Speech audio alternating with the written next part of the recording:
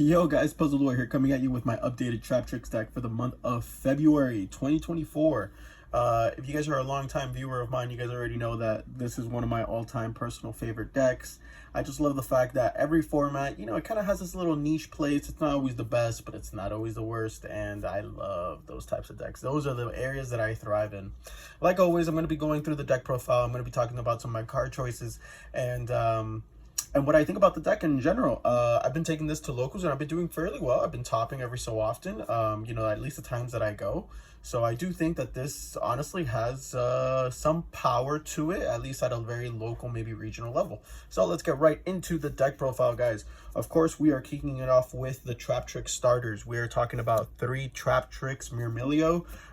She is your inbuilt MST. She also searches out your trap hole trap cards. So essentially she's almost like a pseudo 1-card starter. Traptrix doesn't really have a full 1-card starter. They mostly just have a 1.5 starter, but this card basically also gets you there. As long as you get to your Sarah and you have a trap or a Traptrix effect monster to kind of get you there, you're basically gold and you're off to the races.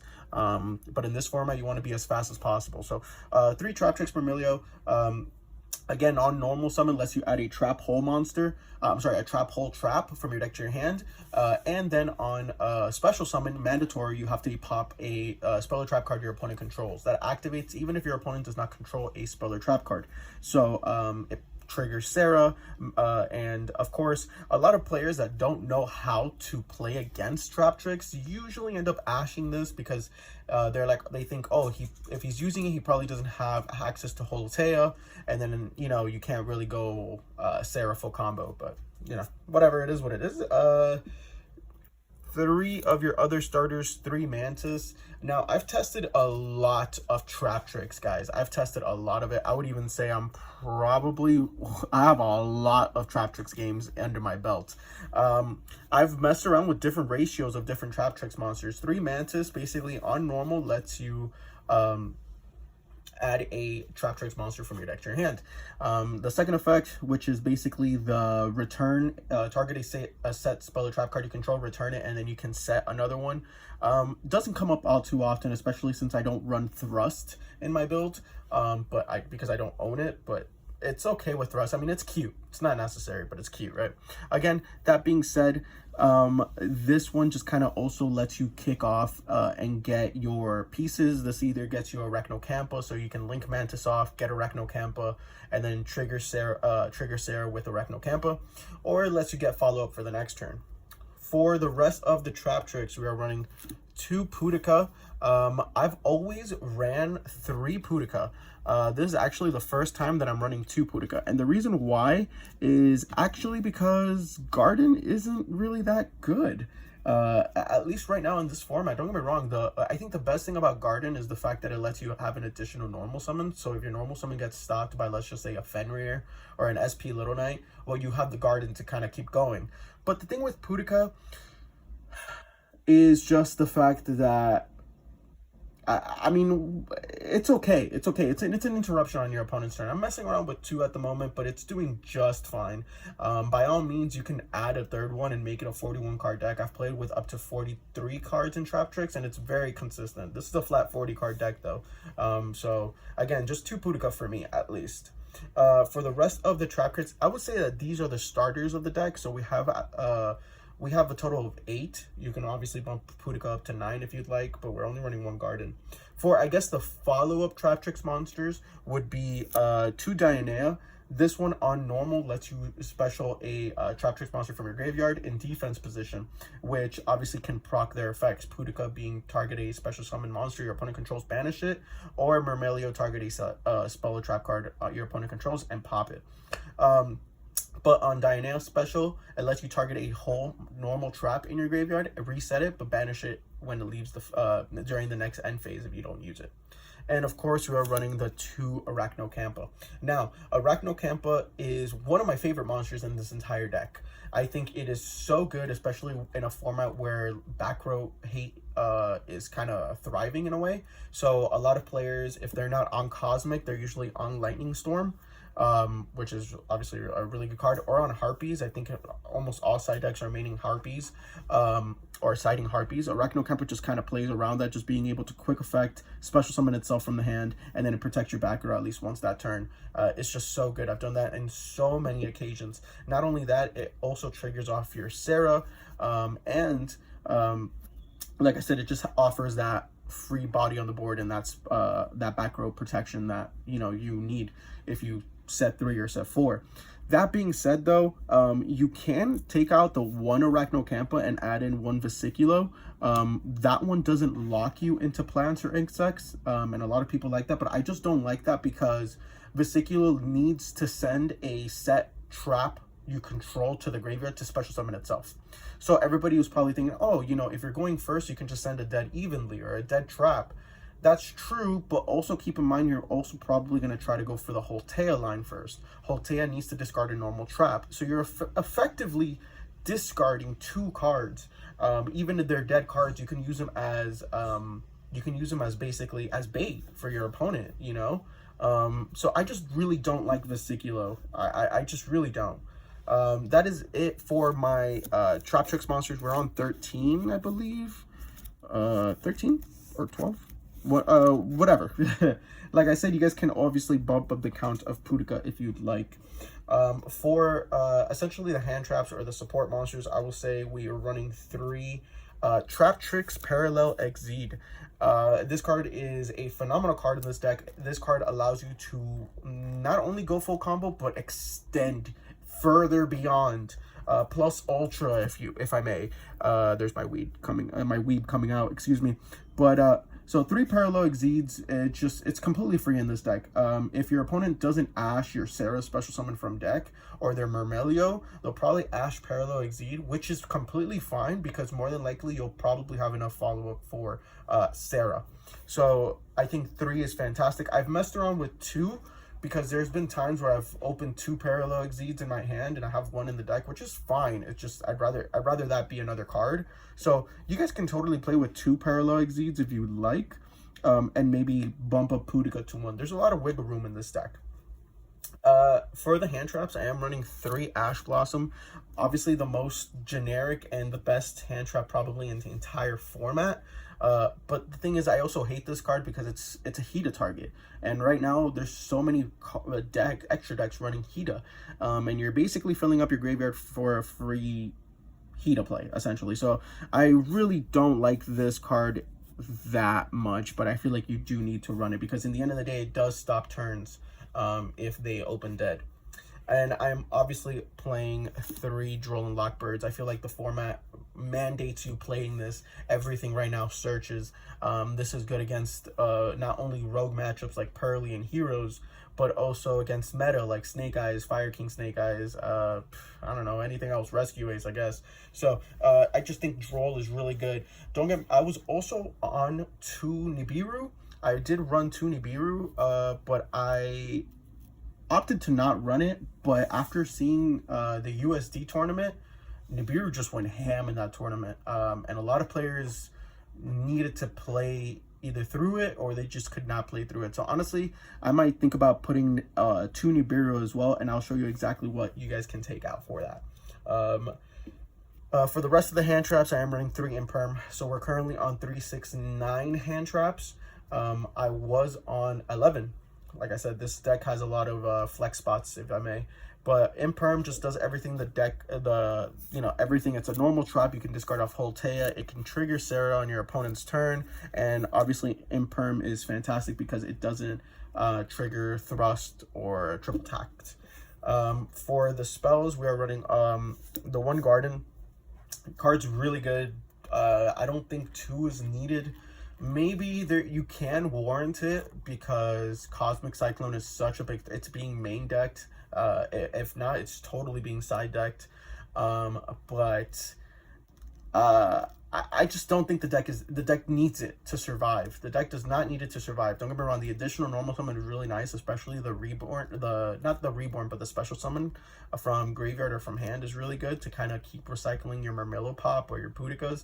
But I don't know. For me, I think just 1 does the trick.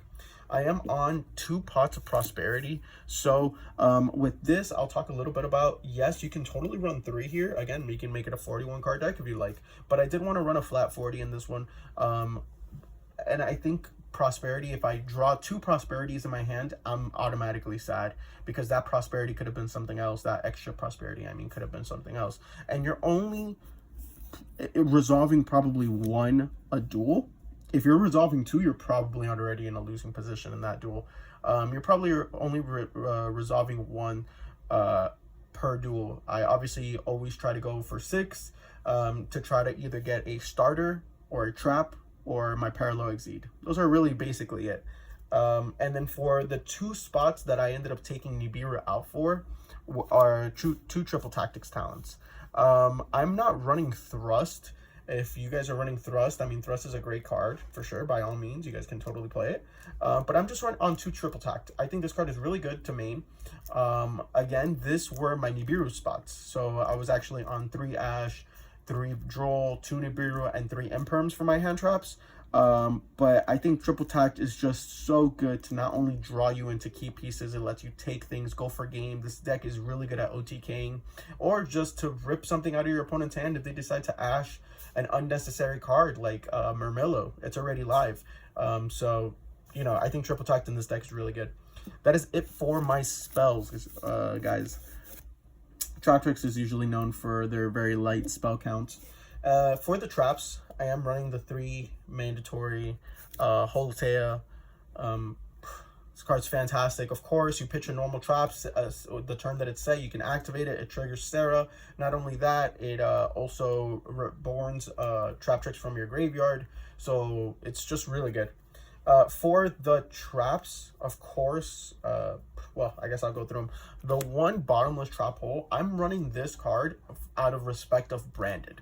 So at my locals, there are about 2 or 3 branded players, and 1 single Fallen of Albaz can break your entire board. So I just have a lot of respect for that card. But by all means, you guys can replace this bottomless trap hole for like let's just say a network trap hole, a banishing trap hole, any trap hole you like. Or again, you guys can just remove this trap hole and add in whatever you'd like. The 3rd Pudica, for example, you know? Again, this card has a lot, this deck has a lot of flex spots, and the numbers you can just play with. I'm running the 1 Floodgate Trap Hole. It's a good card. It's the most generic card, not only when it comes to meta, but also for like road decks. It's really, really good.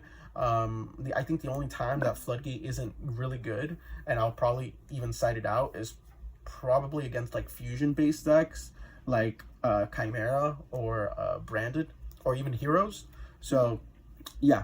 The 1 Traptrix Trap Hole Nightmare. This one's also really good because it's very generic. It says negate, so it's, I think, really, really good. It does destroy, but, you know, it is what it is. Just kind of like Bottomless. I actually had a situation with Bottomless, and the reason why I like Bottomless is because I held on to it. So when my opponent, you know, went Promethean Princess, I just chained Bottomless to the summon.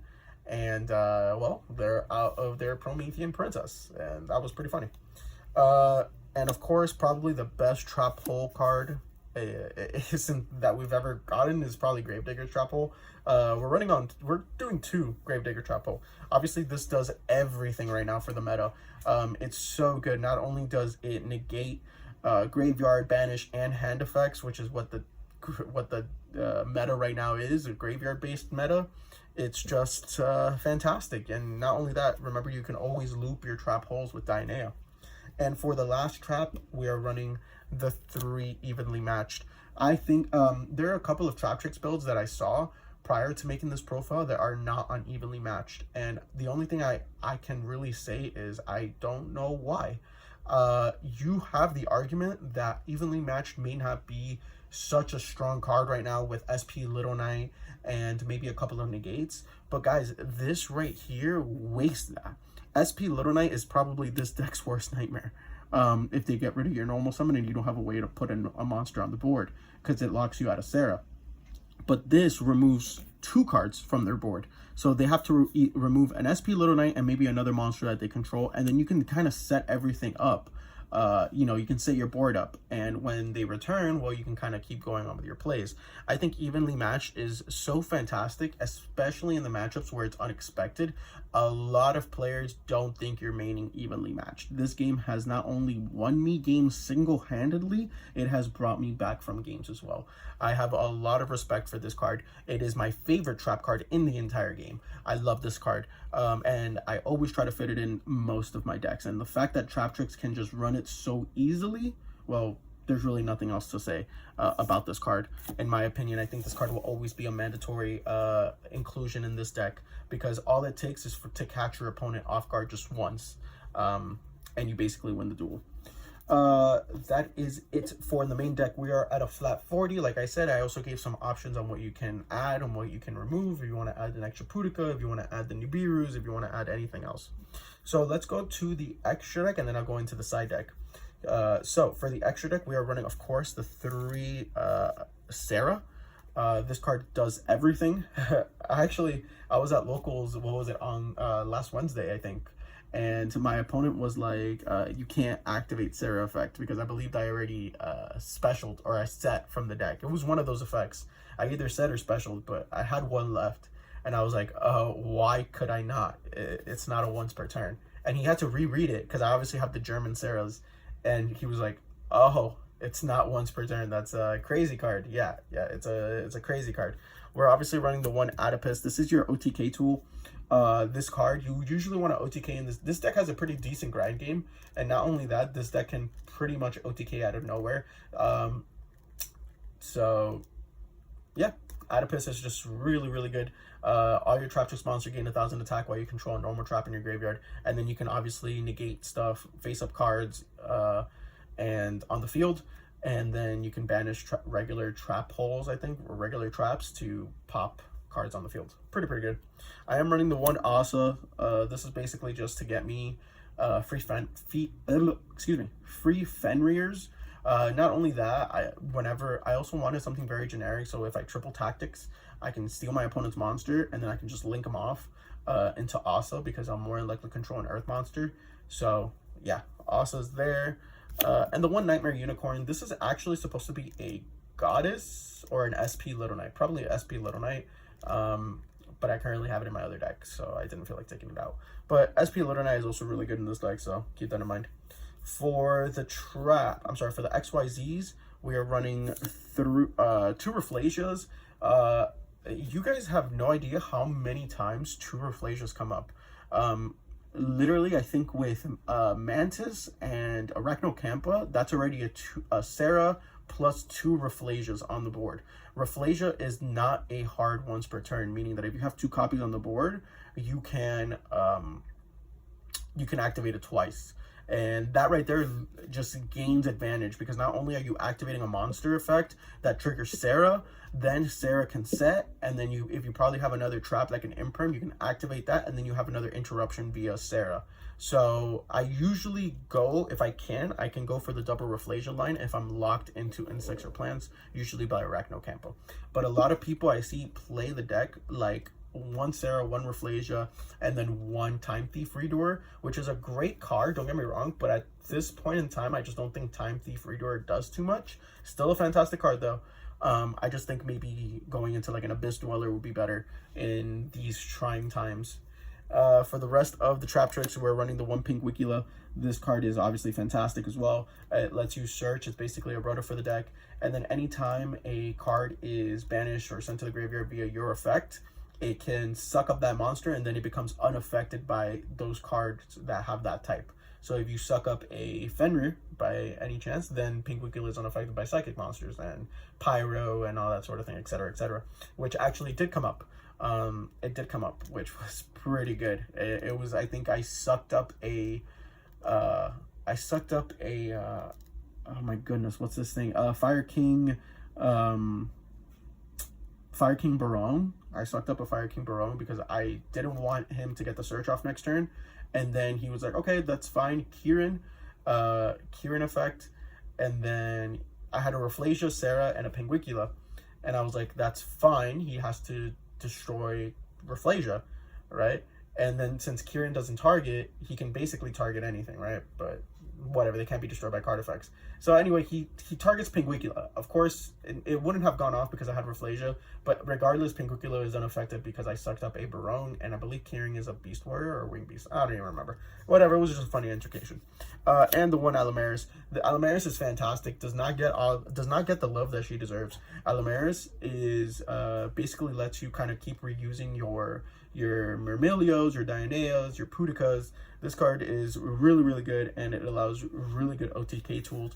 A little small combo that I like to do with her is attach 3 materials onto her, because it says 2+ level 4 monsters. So I like to attach 3 materials, detach 2, which hopefully it's a Pudica in the graveyard. I special summon Pudica. Pudica effect, I banish one of my opponent's special summon monsters, and Alamaris then can activate by detaching the 3rd material and steal my opponent's banished monsters. That way they don't get to reborn anything back, and I just got a free monster. That's another way to OTK in this deck, just with Alamaris. For the rest of the XYZs, we're obviously running one Traptrix Time Thief Reader. This card is fantastic in this deck. It does, you know, you just put a Traptrix Holtea under it, and it's a non-target banish. Pretty good, or a bounce, I think. Whatever. One Abyss Dweller. This card is really good. I find myself going into him more and more each game. The reason why I feel so comfortable in not maining Shifter, even though Shifter is a disgusting card, and I cannot wait for that card to get banned, it is actually because of Dweller. Dweller, if I know I'm going into like a game 2 or game 3 and I know what I'm playing against, I'll probably always make Dweller. It's easily protected with Rafflesia, because anything my opponent decides to summon, I can just floodgate it, bottomless, whatever, and more than likely I will then activate Sarah, and then a trap, and then Pudica. So Abyss Dweller is easily protected in this deck. One number 41, Babuska. I think this card is really good. Plus, it's the card that I usually always tend to go to if I shifter my opponent during my turn. So if I drop Shifter, I go into Sarah, and then I go into a Babuska, and I know that next turn I probably have an OTK because my opponent can't do anything. Probably under Shifter or under Babuska, one of those. And then for the rest of the XYZs, we're running the one Zeus, of course, and the one Sky Crisis. Sky Crisis is obviously really good, though I will say in this deck, it's really never come up. If you have to Sky Crisis, you're probably kind of low-key in a rough spot. Still, good card nonetheless. So that is it for the extra deck. Sorry if this video is getting long, but I know that I have some viewers that genuinely like this long video. So let's go through the side deck, ladies and gentlemen. We're going through 3 Ghost Bell. Card's really good. I usually play it against the lab matchup, but it's just really good right now with so many graveyard-centric decks. Good card. Speaking about graveyard, no. 3 Shifter. I don't main this card because I just don't like the way it makes me play turn 1. You know, if I don't know what my opponent's playing, he can be on Flu, he can be on anything. I just don't know what he's playing. I'm basically going in blind. So if I win the die roll and I main this, I Shifter, then I go my standard Rafflesia, my standard Sarah into Redoer or Baguska. I don't know if that board is going to be enough, if you want me to be honest. So Shifter just kind of does a lot of things for me. And I also don't like the fact that I would probably have to banish one of my trap hole cards. For the spells, we're running obviously Back Row Hate, 2 Cosmic, and the 1 Harpies. I didn't want to max out on Cosmic, even though it's a good card, mostly because, again, we do run 3 Myrmilios in the main. For the Trap, we're running 3 Solemn Judgment. This is to protect against evenly matched and any annoyances. And 3 DDD, Different Dimension Ground. This card's obviously really good because not only is it a normal trap, this is the card I usually side evenly into going game 2 or game 3. You know, if I win the die roll or lose the game or whatever the case may be. This is just a really good card to have if you're going first, because it's basically a 1-turn macro, and if your opponent cannot play around this, well, then you probably kill him next turn. So that is it for my side deck, ladies and gentlemen. Like always, if you guys enjoyed the deck profile, please leave a like, rate, comment, and subscribe. And if you guys have any questions, like always, I will love to have a discussion down in the comments down below. So guys, this has been Puzzled Whale. I'll catch you guys later.